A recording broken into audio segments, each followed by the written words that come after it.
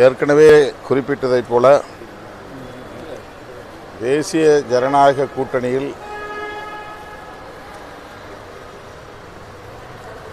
அதிமுகவும் பாஜகவும் மட்டுமே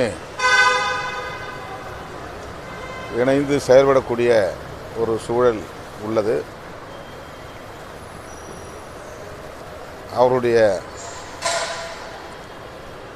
அரசியல் போக்குகள் தமிழ்நாட்டு மக்களுக்கு எதிராக இருக்கிற போது அந்த கூட்டணியில் இருக்கக்கூடிய ஒவ்வொருவரும் வெளியேறுவார்கள், 2 பேர்தான் மிஞ்சுவார்கள் என்று ஏற்கனவே கூறியிருக்கிறேன். அதுதான் இப்போது நடப்பதாக நான் நம்புகிறேன். திரு டிடிவி தினகரன் அவர்களின் முடிவு அவருடைய எதிர்காலத்திற்கு நல்லதாக அமையும் என்று நான் நம்புகிறேன், வாழ்த்துகிறேன்.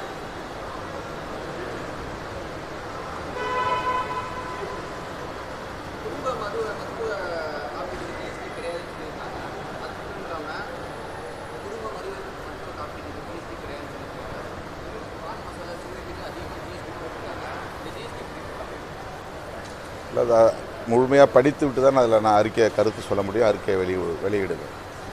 அதை நான் இன்னும் சரியாக அதை நான் கவனிக்கலை.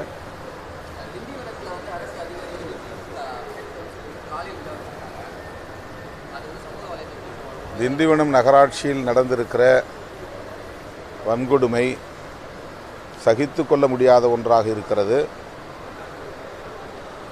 அதற்கு காரணமானவர்கள் யாராக இருந்தாலும் அவர்கள் மீது அரசு கடும் நடவடிக்கை எடுக்க வேண்டும். இளநிலை உதவியாளர் முனியப்பனை நகராட்சி அலுவலகத்திற்குள்ளேயே வந்து வெளியாட்கள் அச்சுறுத்தி இருக்கிறார்கள். இந்த போக்கு வன்மையான கண்டனத்திற்குரியது. மிக வன்மையாக கண்டிக்கிறோம்.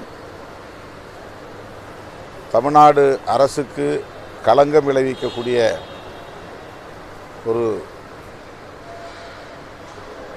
அவலம் இது. ஆகவே தமிழ்நாடு அரசு இதில் உரிய நடவடிக்கை எடுக்கும் என்று நான் நம்புகிறேன், எடுக்க வேண்டும் என்று வலியுறுத்துகிறேன்.